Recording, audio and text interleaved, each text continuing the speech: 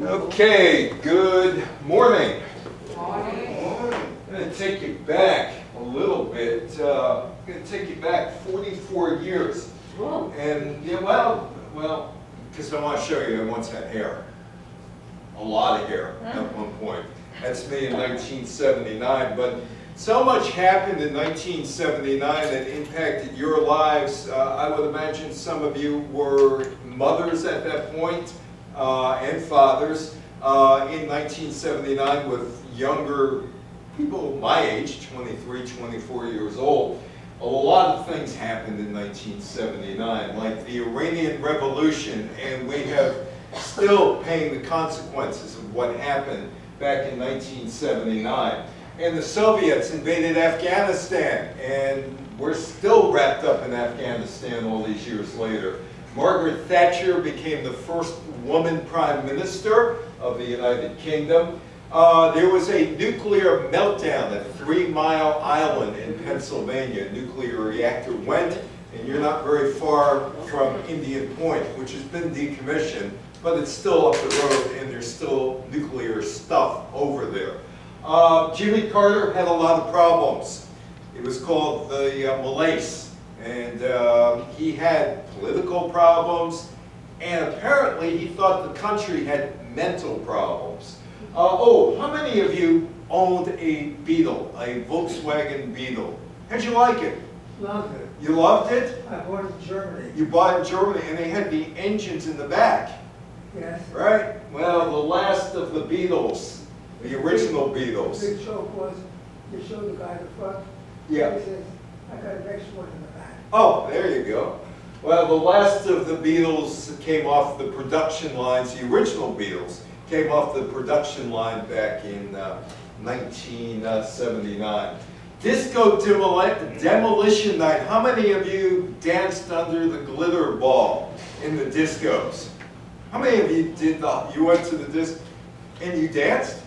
You're one of the few guys who admits that they danced. I never danced. I had 2 left feet. Slow dance. Still dance. Oh, that's good. And the women appreciate the men dancing, right?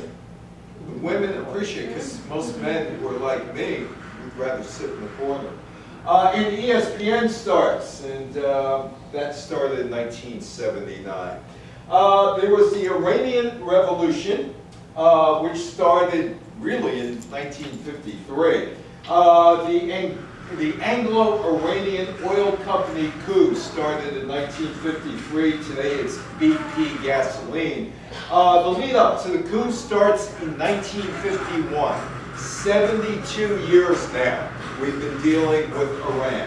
March, Mohammad Mossadegh presents the idea of nationalization of the Anglo-Iranian Oil Company to the Iranian parliament, and it's eventually approved, which does not make England or the United States very happy, and he's elected the new Iranian prime minister. In May of 1951, Britain responds to this, and they impose an embargo on Iranian oil and ban the exportation of goods to Iran in retaliation. After all, you're taking our oil fields away.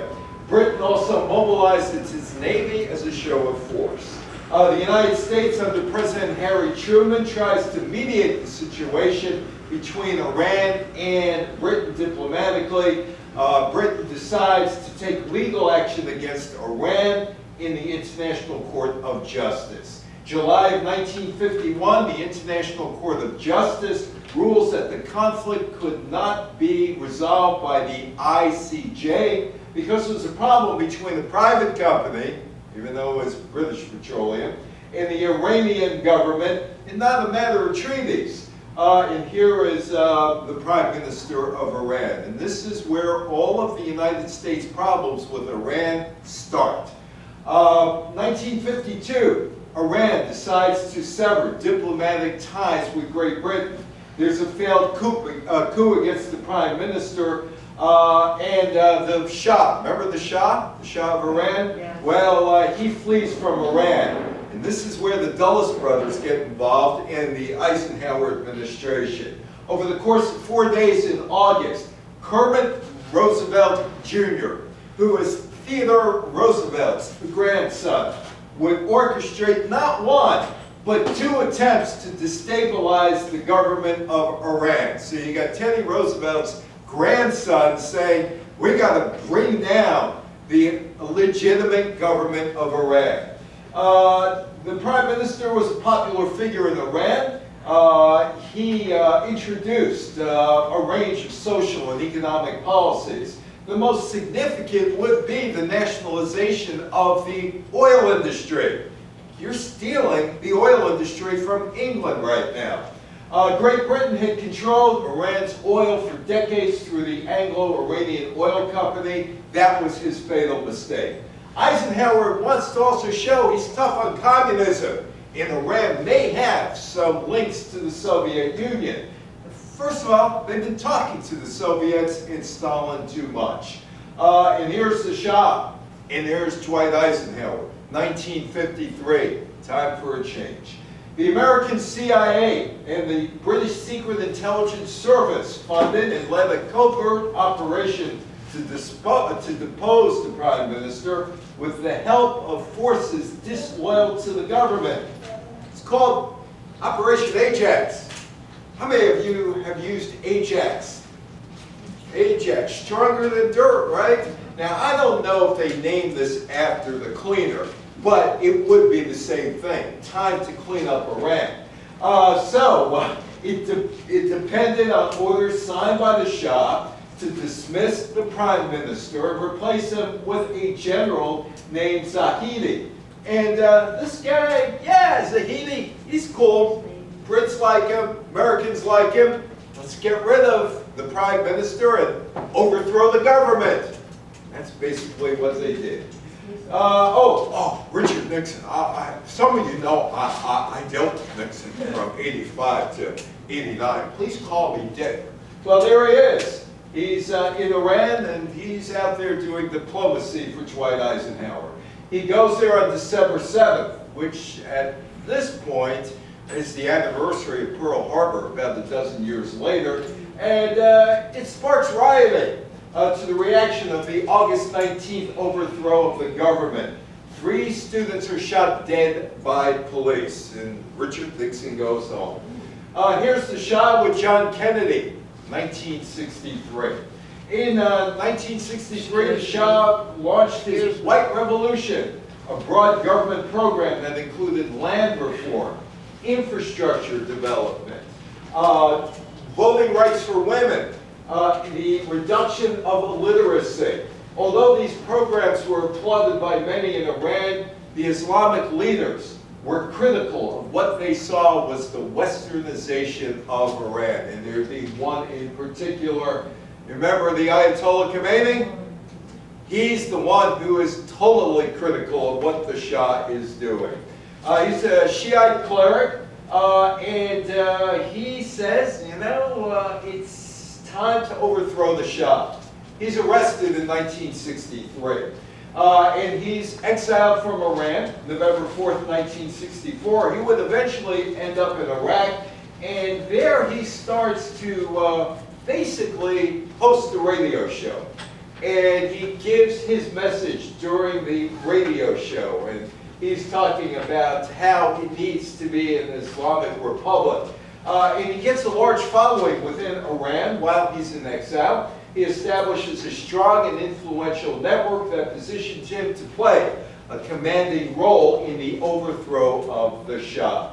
And there is the Shah, and there's his wife. This is 1979, and he's got to get out of Dodge City, or Tehran, and he ends up in the United States eventually. Between 1963 and 1979, the Shah spent billions of oil dollars on military weapons. The real price of the military strength was the loss of popular support. Unable to sustain economic progress and unwilling to expand democratic freedoms, the Shah's regime collapsed into a revolution. On January 16, 1979, he flees. He would eventually end up in the United States. Opposition to the Shah's policies were more pronounced in the 1970s when the world monetary instability and fluctuations in Western oil consumption seriously threatened Iran's economy, still directed in large part toward high-cost projects and programs.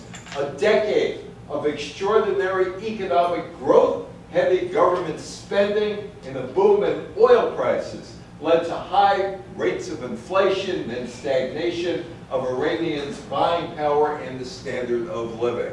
They were getting sick of the Shah. Repression increased in the 1970s. He started to clamp down on people. Outlets for political opposition or participation were minimal. Opposition parties such as the National Front, a loose coalition of nationalists, clerics, non-communists, left-wing parties, and pro-Soviets and Nazi parties were marginalized or outlawed. Social and political protest met with censorship, surveillance, harassment, illegal detention, and torture were common. And the United States is backing all of this. And the Iranians are getting more and more livid with the United States on a day-to-day basis. As you can see, here are the protests.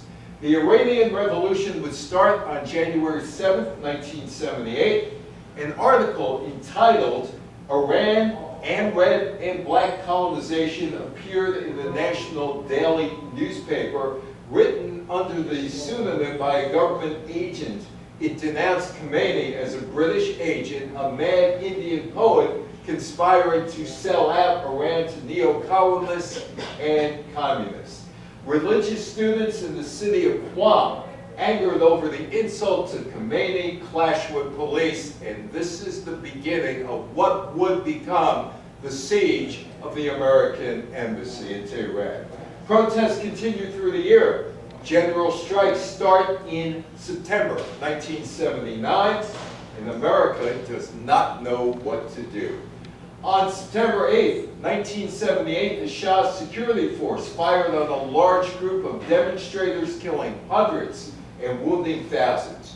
2 months later, thousands took to the streets of Tehran, rioting and destroying symbols of westernization, such as banks and liquor stores.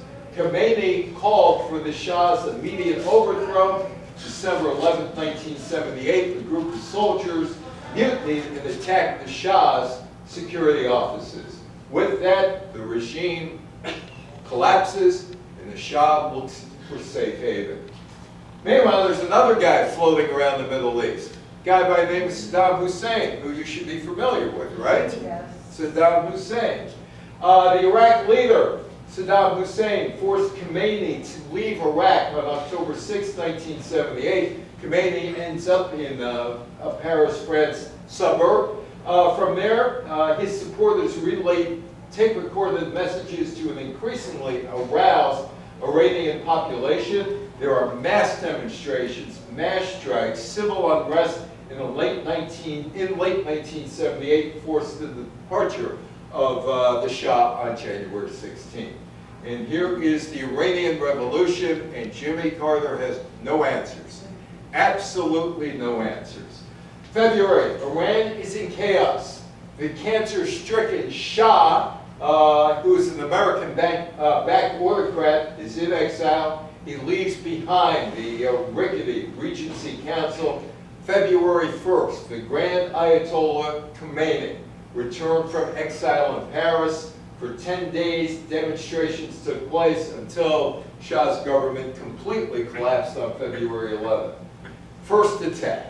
First attack on the U.S. Embassy occurred on the morning of February 14th. In Tehran, the ambassador Sullivan surrendered the U.S. Embassy and was able to resolve the occupation within a few hours of negotiation with the Iranian foreign minister. Nothing was done to close the Tehran embassy, reduce personnel, or strengthen its defenses. During the takeover, embassy personnel failed to burn sensitive documents as furnaces malfunctioned. They installed cheaper paper shredders. Washington doesn't know what to do. Absolutely doesn't know what to do. In September, radical students again, planning a more extensive assault on the embassy. This included daily demonstrations outside the U.S. Embassy to trigger the embassy attack or security response. This allowed organizers to assess the size and capability of the assembly security forces. I'm going to get some water here for a second. Sorry about that. Get a cup. Got a frog in my throat. Did you drop that? No, I'm okay. Did I drop that? Maybe. Thank you. No. Oh, okay. Thank you. Ah, the water tastes good. Anyway, so here's the Shah, here's Jimmy Carter. Carter, against the advice of some of his advisors, declined to act in support of the Shah, but also failed to reach out to Khomeini's people. In October, it was announced that the Shah, now in exile in Mexico, was suffering from an aggressive form of cancer. Carter reluctantly decided to allow him to enter the United States on humanitarian grounds. The Shah traveled to several countries before coming to the United States in October. In Tehran, the Islamic militants responded on November 4th by storming the U.S. Embassy and taking the staff hostage. With the approval of Khomeini, the militants demanded the return of the Shah to Iran to stand trial for his crimes. The United States refused to negotiate. Now, about this embassy thing rather, it was not what it ended up becoming. It was supposed to be a demonstration, but things got out of hand. There it is, November 4th, things get out of hand. At first, the students planned a symbolic occupation in which they would release statements to the press and leave when government security forces came to restore order. This was reflected in the placards, which said, "Don't be afraid, we just want to sit in." When the embassy guards brandished firearms, the protesters retreated, with one telling the Americans, "We don't mean any harm." But as it became clear that the guards would not use deadly force, and that a large angry crowd gathered outside the compound to cheer the occupiers and jeer the hostages, the plan changed. How many of you watched Nightline on ABC with Ted Koppel? You watched it, remember it? That starts because of this. Nightline, America being held hostage. November 4th, America becomes held hostage in Iran. Khomeini supported the takeover. He issued a statement supporting the seizure, calling it the second revolution in an embassy, an American spy den in Tehran. The hostage takers, declaring their solidarity with other oppressed minorities in the special place of women in Islam, released one woman and two African Americans on November 19th. Kathy Gross and William Crowless praised the revolutionaries' aims as part of their releases. 4 men and 6 African American hostages were released the following day. There are now 52 hostages sitting in the embassy. The hostage taking was more about the Shah's medical care. See, if the United States didn't bring in the Shah for medical care, they probably would not have attacked the embassy. It was a way for the student revolutionaries to declare a break with Iran's past and to end American interference in its affairs. It was also a way to raise international profile of the revolutionary leader, the anti-American cleric, the Ayatollah Khomeini. And there's a new Iran, an absolute new Iran, and they go back centuries, almost immediately. New rules were put into effect to forbid anything that might lead people astray and prevent them from ascending to a heavenly afterlife. There were strict controls on the media, which isolated Iranians from Western influences, and absolute segregation of sexes in public places. Headscarves. If you're a woman, you have to wear a headscarf. Bans on alcohol, musical instruments, on television. Rules forbidding women to ride bicycles. Within 2 weeks, they turned back the clock about a millennium. And also in the United States, a gas crisis. Now, that is a pump from the 1970s. Those don't work anymore, but it sits in the middle of Hastings on the Hudson. And anyway, it's a cool old pump. Doesn't work anymore. In fact, it's just a facade right now, but it's there. One of the consequences of the Shah of Iran being overthrown by the Ayatollah was the decision to cut Iran's oil production and reduce shipments of crude oil to the United States. And what did that do? Well, you had to kind of ration gas, but it also pumped up or raised the prices at the pump. Gasoline prices soared. The American economy plunges into a recession. The threat of a gas shortage and rationing created long lines at gas stations. Remember those? I remember the long lines, and Yeah. I thought when I grew up that there would be no cars. Oh, well, there are still cars. Yeah. Some of them electric today. OPEC, the Organization of Petroleum Exporting Countries, decided to raise the price of oil by 14.49% in 4 steps during 1979, ending a freeze that had been in effect since 1977. And what was going on? Well, there was a problem with money. And in Detroit, Chrysler is about ready to fold. And money goes to Chrysler to keep Chrysler going. American car companies totally unprepared for the crisis. 1978, just before the start of the recession, GM's profits, $3.5 billion.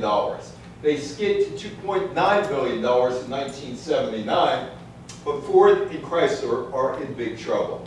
The oil crisis eventually forced the United States automakers to resolve their quality and gas mileage problems. Overnight, consumer demand from gas companies, remember those big boats like the Cadillacs? Yeah. Remember, I used to wonder how many miles they got to the gallon as opposed to how many gallons to the mile. Large cars to gas-sipping small cars, largely built by Japanese companies like Toyota. Yeah. Toyota's gas mileage was great. American gas mileage, not so good. Chrysler was hemorrhaging red ink. And they asked to the federal government, they said to the federal government, help us, help us. You don't want to see all of our employees go out of work, because that'll be a depression in Detroit. Congress passed the Chrysler Loan Guarantee Bill on December 21st.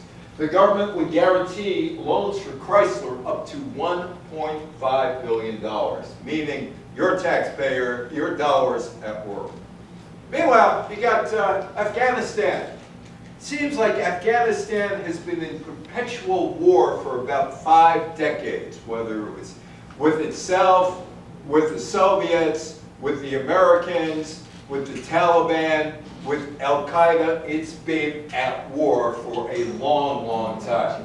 1978, the April Revolution, or the April Coup. The People's Democratic Party of Afghanistan overthrew General Mohammed Daoud Khan between April 27th and April 28th.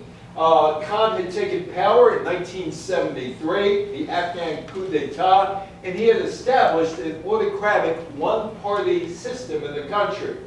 But Khan and most of his family were killed at the presidential palace by military officers in support of the People's Democratic Party of Afghanistan. The revolution resulted in the creation of a Soviet-aligned government. The new government had little support, but it formed close ties with the Soviet Union and launched a ruthless purge of all domestic opposition and began extensive land and social reforms that were bitterly resented by the devoutly Muslim and largely anti-communist population. And the Soviets would roll the tanks into Afghanistan in December, on Christmas Eve, 1979, and thus starts a new aspect of the Cold War between the Americans and the Soviets. Afghanistan and its subsequent one-party state, run by the head of the Communist Party, Taraki, were extremely unpopular. Soviets attempted to bolster it with a Soviet-Afghan Friendship Treaty, 1978. December 24th, as midnight approached, the Soviets organized a massive military airlift into Kabul, and they sent about 280 transport aircraft, 3 divisions, about 8,500 men each. Within a few days, the Soviets had secured the Afghanistan capital. In short, it took about 100,000 soldiers to take control of the country. And also, the Afghans came up with resistant fighters, the Mujahideen. And eventually, the Mujahideen would eventually recruit a guy by the name of Osama bin Laden. The Mujahideen, they were allies of the United States at that point. December 27th, Karmal Barak Kamal, the exiled leader of the Parcham faction of the Marxist People's Democratic Party of Afghanistan, was installed as the new head of government. Soviet ground forces entered Afghanistan from the north. Factions of rebel fighters across the country began to unite. The Mujahideen, a word that means those engaged in jihad in Arabic.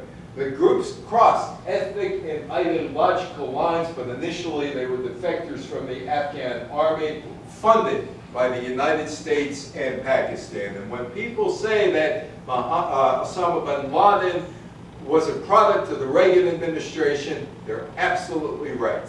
He got support from the Reagan administration. Thatcher becomes the leader in England. First woman ever to become prime minister. She was an outsider of the Conservative Party of her youth, and most of her political career dominated by men, landowners, and aristocrats. She was the daughter of a shopkeeper from a provincial town, Grantham, and her father was an alderman, semi-ceremonial post in the local government. She was a devout Methodist who told her never to do things just because other people do them. Britain had been in deep economic trouble. 1975, inflation hits 25%. 1976, Britain became the first developed country ever to receive an International Monetary Fund bailout. The state of the economy and the power of trade unions brought down the Labour government and brought Thatcher to power. Fighting inflation was her main political concern. In May, the Conservatives, under the leadership of Margaret Thatcher, were swept into power, the largest electoral swing since 1945. They got a 43-seat majority. How many of you saw China Syndrome? The movie, China Syndrome. You saw it? Did you like it? Well, China Syndrome came out, and this happened. 3 Mile Island. Hey, Jack Lemmon in the film went out, Walter Matthau, right? Jack Lemmon, Jane Fonda, Michael Douglas, The China Syndrome. On March 16th, 12 days before the accident in Pennsylvania, the movie The China Syndrome premiered, and it was initially met with backlash from the nuclear power industry, claiming it was sheer fiction, a character assassination of the nuclear power industry. In the film, a television reporter by the name of Kimberly Wells, played by Jane Fonda, and a cameraman, Richard Evans, played by Michael Douglas, secretly filmed a major accident at a nuclear power plant while taping a series on nuclear power. The operating crew notices a high-pressure measurement on a gauge and begins to reduce coolant flow to lower the pressure. This does not appear to work, and they continue reducing the flow until an emergency indicator lamp warns of extremely low pressure. Confused by the conflicting indications, an operator taps on a gauge, at which point the needle becomes unstuck and swings over to indicate extremely low pressure. And this was based on an incident in Dresden, Germany, generating station. The reactor is scrammed. In the aftermath, the plant supervisor, Jack Goodale, played by Jack Lemmon, discovers potentially catastrophic safety violations at the plant, and with Wells' assistance, he attempts to raise public awareness of these violations. At one point in the film, an official tells Jane Fonda's character that the explosion at the plant could render an area the size of Pennsylvania permanently uninhabitable. China syndrome. What happens in Pennsylvania? Less than 2 weeks later, 3 Mile Island blows up. 3 Mile Island blows up. That's in Pennsylvania. That's in Pennsylvania. It's kind of eerie that that movie kind of predicted what happened here. 3 Mile Island is a nuclear power plant, opened in 1974. Well, it was built in 1974, 75, 76, 77. On the sandbar on Pennsylvania's Susquehanna River, just 10 miles from the state capital in Harrisburg. 1978, a second state-of-the-art reactor began operation on 3 Mile Island. At 4 a.m., March 28, the worst accident in the history of the U.S. nuclear power industry begins when a pressure valve in the Unit 2 reactor at 3 Mile Island fails to close. Cooling water contaminated with radiation drained from the open valve into adjoining buildings, and the core began to dangerously overheat. Sounds like the movie, just like the movie. Here's 3 Mile Island. After the cooling water began to drain out of the broken pressure valve, emergency cooling pumps automatically went into operation. Left alone, these safety devices would have prevented the development of a larger crisis. However, human operators in the control room misread confusing and contradictory readings and shut off the emergency water supply. The reactor was also shut down, but residual heat from the fission process was still being released. By early morning, the core had heated to over 4,000 degrees Fahrenheit, just 1,000 degrees short of a meltdown.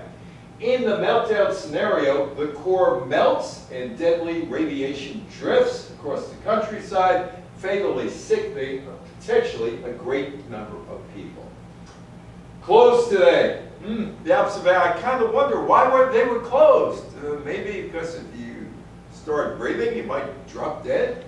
It was 7 a.m., 3 hours later, when Metropolitan Edison, the plant operators, declared the site an emergency site. At 7:30, they called it a general emergency, and then they got a hold of the feds and state, Pennsylvania officials, and local officials. Doesn't look like it's a very serious accident at this point. The Med-Ed Vice President, Jack Herbrand, told reporters, vanguards of news army to come. There's absolutely no danger of a meltdown, said Med-Ed spokesman Dave Clusay. We're not in a China syndrome type situation. The Lieutenant Governor of Pennsylvania, William Scranton III, held a briefing to assure people everything's okay, don't worry about it, we got it under control, we got it under control. At the same time, Med-Ed relieved pressure in the auxiliary building by venting a radioactive stream into the air. 5 hours later, oh boy, you got an upset lieutenant governor here. He declared the situation is more complex than the company first led us to believe. Metropolitan Edison is giving you and us conflicting information. The place is blowing up. On March 30th, a bubble of highly flammable hydrogen gas was discovered within the reactor building. The bubble of gas was created 2 days before when exposed core materials reacted with superheated steam. On March 28th, some of the gas had exploded, releasing a small amount of radiation into the atmosphere. At that time, plant operators had not registered the explosion, which sounded like a ventilation door closing. After the radiation leak was discovered on March 30th, hey, stay indoors, don't go outside, stay indoors, and hey, look, if you got a mask, that's even better. That's even a lot better if you're wearing one of these, right? Well, the problems persist. And there is the Metropolitan Edison spokesperson, Jack Eben. The governor, Richard Thornton, recommended that pregnant women and young children evacuate. Evacuate. Just leave the men behind. They're disposable. You know, women and children first, right? By the end of the weekend, an estimated 80,000 people had fled south central Pennsylvania. Schools and businesses closed. Local banks ran out of cash. 3 Mile Island observation deck. On April 3rd, the bubble had vanished, but the reactors still had to be brought to a cold shutdown. Tensions eased. People started trickling back home. But there was danger that the radiation could leak during the shutdown process. So Thornton, the governor, told children, pregnant women, hey, get all the women and children out of here, stay away. Met Ed said its pregnant employees can stay away if they like, but we're not paying you. We're not paying you. This may be a danger and you are pregnant. If you go away, you can't even call and send. They wouldn't pay the pregnant women. Wouldn't pay them. Anyway, small amount of radiation was released, but in the end it wasn't a disaster or as big a disaster as it could have been. A cleanup started in August. The Presidential Commission on the accident at 3 Mile Island was created by Jimmy Carter in April. The investigation strongly criticized Babcock and Wilcox, Med Ed, GPU, and the NRC for lapses in quality assurance and maintenance, inadequate operator training, lack of communication of important safety information, poor management and complacency, but avoided drawing conclusions about the future of the nuclear industry. Would you want to live near Indian Point, which is right down the road from here, after this? No, but a lot of people do. But a lot of people live near Buchanan around here. Oh, here are the gas lines, 1979. Yep. 4th of July. 4th of July is not a happy 4th of July in the United States. Would-be vacationers stuck in line at the gas pump. Some of those lines would stretch a mile, took hours to go through. Angered members of the Youth International Party or the Yippies scaled the fence at the White House. Truckers and residents rioted in Levittown, Pennsylvania, setting fires to protest out-of-control inflation, limited fuel supplies. At the nation's capital in Washington, the largest fireworks show, canceled. So Jimmy Carter decides he's got to give a speech. It's called the Malaise Speech. And it basically points its fingers at all Americans, and gives the speech. Independence Day, lines at gas pumps stretch for blocks. And Carter is going to address the nation. But he cancels it at the last minute, disappears from the public eye. Rumors spread he has a health problem, or maybe, even worse, he's left the country. He fled the country, which would have left Walter Mondale in charge. But after 10 days, he reemerges with a speech to address the energy crisis, unemployment, and inflation. And something else. The Malaise Speech. There is a growing disrespect for government and for churches and for schools, for the news media and other institutions. This is not a message of happiness or reassurance, but it is the truth. It is a warning. The threat is nearly invisible in ordinary ways. It's a crisis of confidence. It's a crisis that strikes at the very heart and soul and spirit of our national will. We can see the crisis in the growing doubt about the meaning of our own lives and the loss of unity of purpose for our nation. But he never mentions the word malaise, but he wonders about Americans and America. Carter's appeal as a leader begins to wane with this speech. And none of you probably remember that speech. But it is kind of a warning as to what's to come. Carter's purge, he's got a lot of problems in terms of scandals taking place. And also after the Malaise speech. accepts the resignation of 5 cabinet members, names Hamilton Jerlin his chief of staff. I once did an interview with him. He became the head of the Women's Tennis Association after the Carter years. He dismantled the leadership of his government by demanding the resignations of 34 cabinet and top staff aides. Then he goes about firing those he deemed as ineffective, disloyal, political liabilities, annoyances to his closest associates, or all of above. He shakes up his government knowing he's got to run for re-election the next year. And the presidential campaign is underway. That is me. That is Jack Kemp, who was running for president as early as 1979. He's in this picture. This is at the Rockland Country Club in Spark Hill, New York. I'm 23 years old at this point, just barely 23, working for a 500-watt radio station named WGRC across the river, 1300 on the dial. Our signal is so weak that you couldn't get it. I was also working for, remember WNEW Radio? Let's uncover that for WNEW. William B. Williams, right? Make Believe Ballroom. How many of you listen to the Make Believe Ballroom? I'm 23 years old. I shouldn't be working for them, but I am. Unfortunately today you won't find a 23-year-old working news at a radio station for the most part, or being able to interview a presidential candidate, because presidential candidates are basically surrounded by advisors and you really can't get an interview anymore. And if you're 23, good luck. I was lucky. The mess, and I was in the middle of this in 1979. I was covering news, and I was covering people in the Democratic Party who absolutely hated Jimmy Carter. Why? They wanted Ted Kennedy in there, and they felt that the Kennedy name, you know, and the brother being killed, and the other brother being killed running for president, that Teddy is the heir. The Massachusetts Senator Ted Kennedy was a problem for Jimmy Carter. Kennedy's supporters were out and undermining Carter. Kennedy decided to run in August. The polls showed him with a 2-to-1 advantage over Carter because of the Kennedy name. Carter's approval rating slipped to 19%.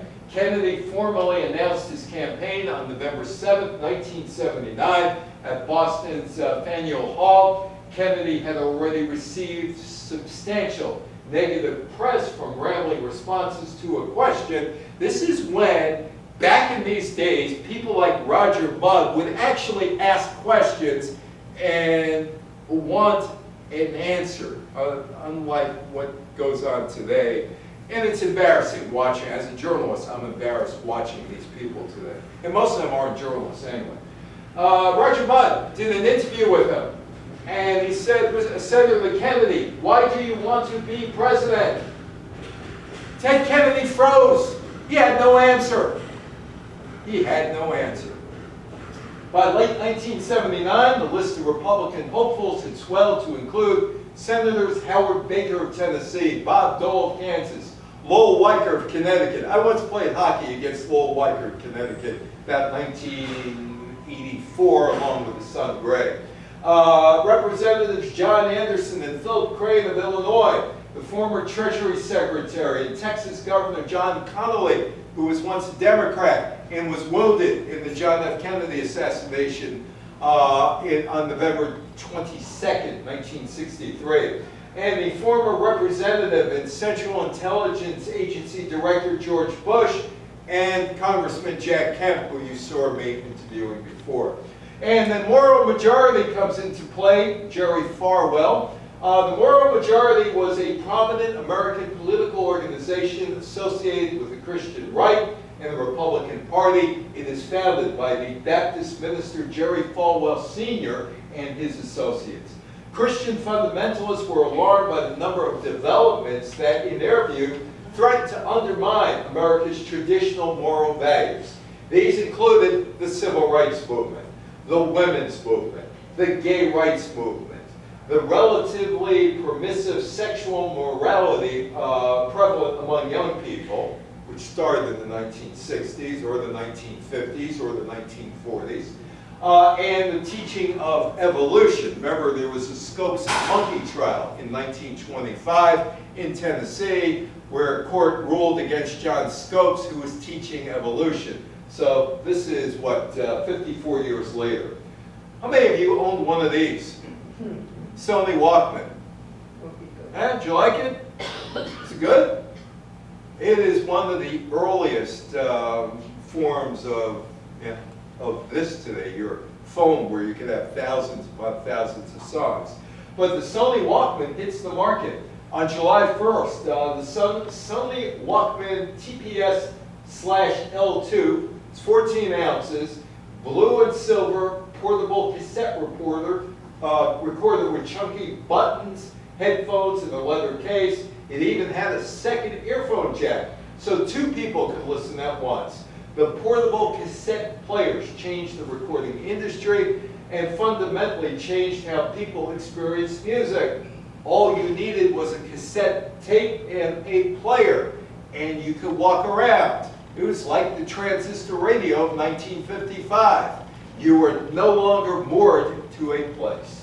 How many of you went to the discotheque back in the day? How many of you went to the discotheque? How many of you listened to Donna Summer? Right? Love to Love You, Baby, right?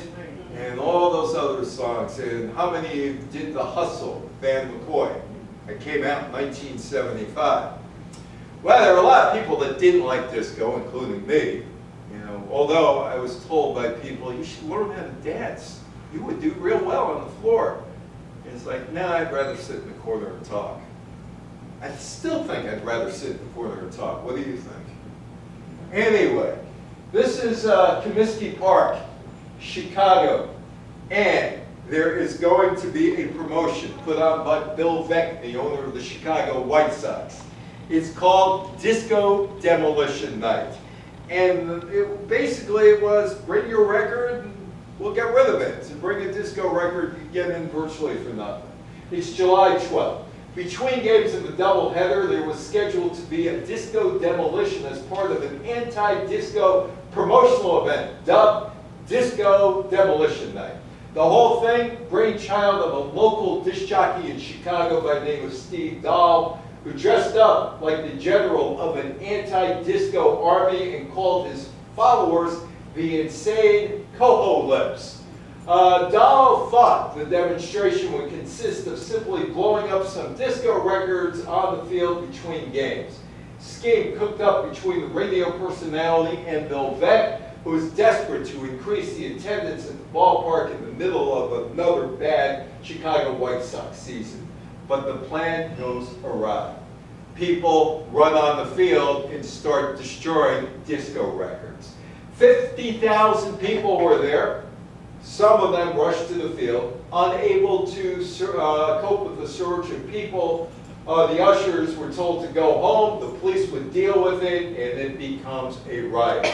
The White Sox had to forfeit the second game. It was the 4th forfeiture in modern baseball history. Chicago police cleared the playing field. The popularity of disco music declined significantly in the years after the incident, and record companies started to label the new albums as dance music.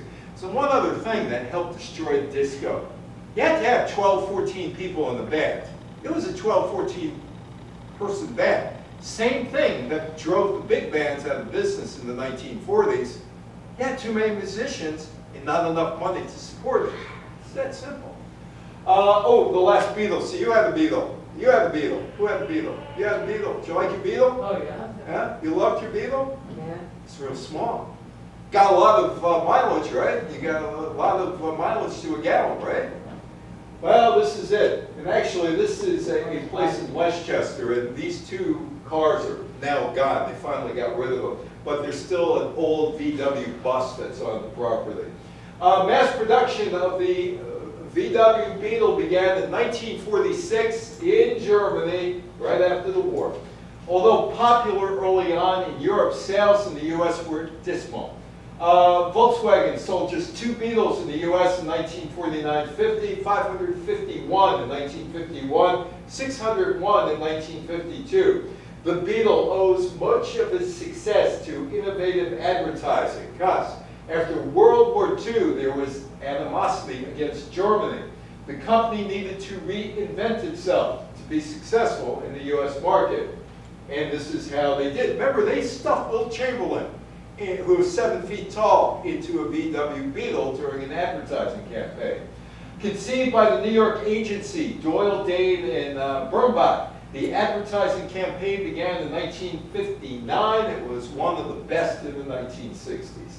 VW Beetle ads were usually in black and white, were witty and funny, and the Beetle became the highest selling foreign car in America. Beetle sales dropped to 441,116 in 1975. The end is near. When the cancellation of the original Beetle was announced, the production was slated to end on July 31st, 1979, but continued until January 1980 to fill the thousands of orders received around the world. And it made a comeback. There it is. It made a comeback. A limited edition Beetle continued to be built and sold in Mexico and in Brazil. Over the years, very little about the Beetle had changed. It wasn't until 1998 that the car received its first major redesign. In 1999, Mike Myers drove a groovy version in Austin Powers, the spy who shagged me, known as the Shagmobile.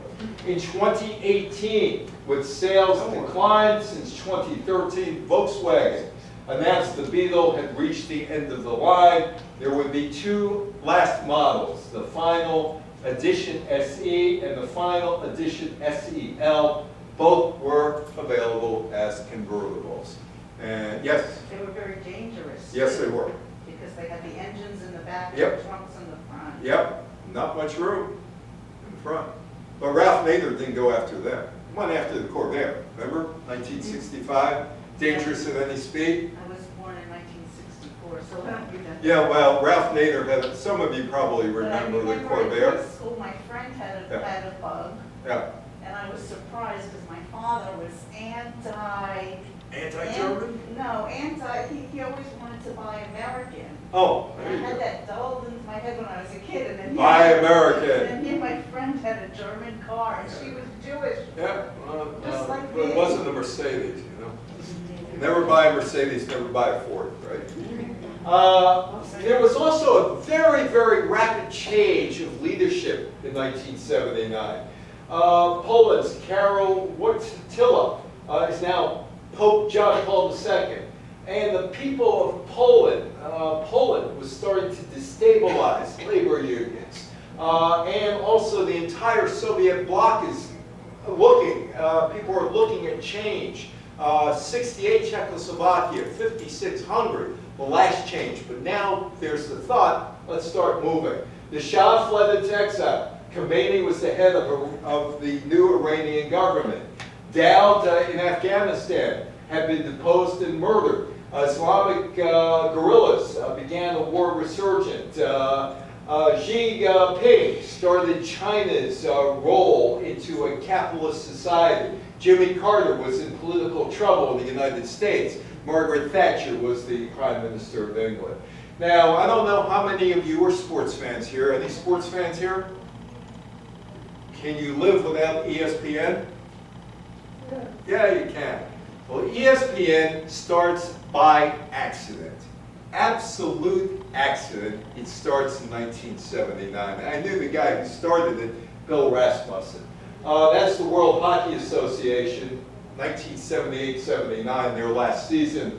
I had a credential that I could see any World Hockey Association game in Edmonton, in Quebec City, in Hartford, Quebec City, Hartford, and a couple other places at that point.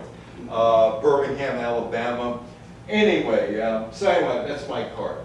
Hartford Whalers, New England Whalers. It was franchised in the World Hockey Association. And the Hartford New England Whalers, World Hockey Association are history. But there is an excellent chance that without the Hartford Whalers, New England Whalers, and the World Hockey Association, you would not have ESPN. The Whalers had an employee by the name of Bill Rasmussen. Well, they fired him, but made him a consultant. And they said, listen, we'll give you full pay, We want you to deliver a TV network for us in all of Connecticut, which meant get a station in Springfield, get a station in Hartford, get a station in New Haven, see if you can get a station in Providence, Rhode Island, and see if you can get a station up in Albany. Covered. Well, Rasmussen knew he wasn't going to be able to do that, but cable TV had just started, and there were things called superstations, and his goal was, I'm going to create a Connecticut, just the state of Connecticut network on cable TV. That's what he's going to do. In 1974, the Whalers owner, Howard Baldwin, who I know, moved his WHA team from Boston to Hartford. If no move took place, Rasmussen would never have thought about putting together a Connecticut sports network that would feature Whalers hockey and the University of Connecticut basketball team to cable viewers in the state. 1977, his idea would eventually become known as the Entertainment and Sports Programming Network, or ESPN for short. ESPN started cable casting on September 7th. Basically, Rasmussen walked into a satellite company. He said, I want to do this for Connecticut. And the guy said, why Connecticut? You can get all 48 states, plus Alaska, and Hawaii, and Puerto Rico, all for the same price. Why just limit yourself to Connecticut? And it struck on him, hey, wait a minute, I could do this for the same price? And that's how that started. He wanted to do a local Connecticut network, and the guy talked him out of it, saying, you're wasting your money for just Connecticut. The 1979 legacy, and those are my credentials. I covered the Democratic National Convention in 1980 at Madison Square Garden, where Jimmy Carter gave his acceptance speech, and where Ted Kennedy gave a rousing speech, and I don't remember a word of that speech because it just wasn't all that great, although the next day they said, what a great speech he gave. Nobody 43 years later remembers what Ted Kennedy said.